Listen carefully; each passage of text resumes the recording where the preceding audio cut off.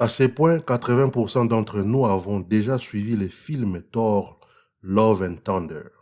Dans ces films, il s'agit d'un antagoniste plutôt intéressant, même si on aurait voulu voir un peu plus de lui dans les prochains films.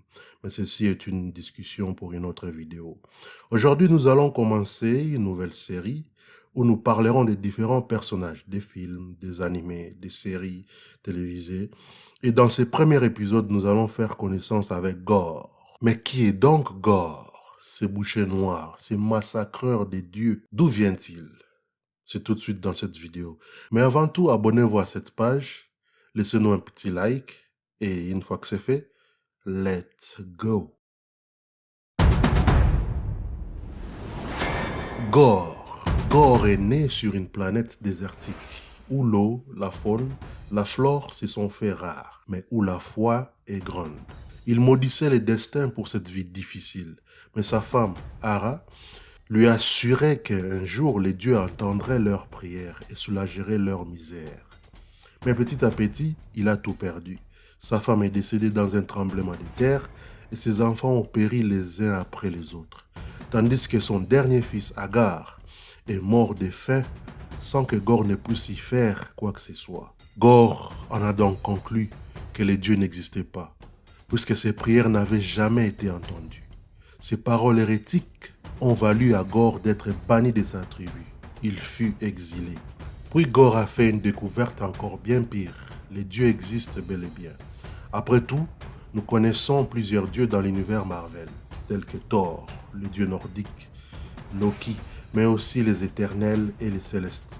Le problème n'est donc pas que les dieux n'existaient pas, c'est qu'ils ont ignoré les prières de Gore et de sa famille. Et comme il est dit dans les films, les dieux ne s'intéressent qu'à une seule chose, eux-mêmes.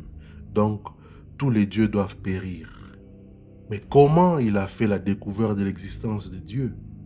En exil, alors qu'il arpentait les déserts en attendant sa mort, Gore a découvert l'existence des dieux. Il a assisté à un affrontement entre Knull, les dieux maléfiques à l'origine des symbiotes, la race à laquelle appartient le célèbre Venom, dieu de symbiotes. En difficulté, ces dieux, qui n'étaient pas méchants, s'aperçurent de la présence de Gore et les supplia de l'aider. Comme vous le savez déjà, Gore développait à l'instant même une haine envers les dieux. C'est en ce moment que Knull se nourrit de cette rage pour créer The All Black Necrosword, qui est cette épée noire que Gore fera chemin avec pour la vie. C'est avec cette épée qu'il tuera des dieux. D'ailleurs, il tua ces dieux du bien. Mais comment peut-il tuer des dieux immortels? Gore a accès à une arme incroyable et puissante avec un nom qui tue aussi. All Black, the Necrosword. Une épée spéciale. En résumé, elle est faite d'énergie noire vivante qui peut manifester toutes sortes de capacités et même déformer la réalité autour d'elle. Les derniers films en donnent un petit aperçu. Lorsqu'on voit Gore et Thor s'affronter dans un paysage surréaliste en noir et blanc.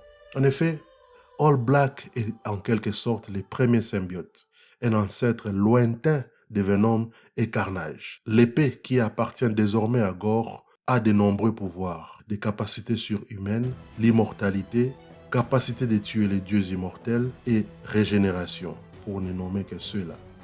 L'épée peut également changer de forme et créer des soldats qui suivent les ordres de Gore. Armé de cette arme dangereuse et corrompu par celle-ci, Gore se donne donc la mission d'éliminer tous les dieux. Gore lui-même est âgé de plus de 3000 ans. Il est notamment doté d'une force surhumaine et est capable de voler à une vitesse proche de celle de la lumière. Il peut également contrôler les ombres pour créer des armes ou des esclaves à l'aide de son épée. Alors que la plupart des films super-héros exploitent les histoires autour des antagonistes connus depuis tous ces temps, Gore est un antagoniste tout jeune. C'est un nouveau venu apparu pour la première fois dans les comics, la bande dessinée Thor, God of Thunder numéro 1 de Marvel en janvier 2013. On est donc très loin de Thanos créé en 1973 ou Galactus créé en 1966. Gore, le massacreur des dieux, a été imaginé par Jason Aaron et Esad Ribic, deux créateurs eux aussi relativement jeunes. Bref, il s'agit d'un personnage qui n'a pas une longue histoire derrière lui, mais qui a réussi à s'imposer dès sa première apparition. Et voilà, c'est tout pour Gore. Quant à moi, je vous laisse ici. Abonnez-vous, partagez cette page et see you soon. Bye bye.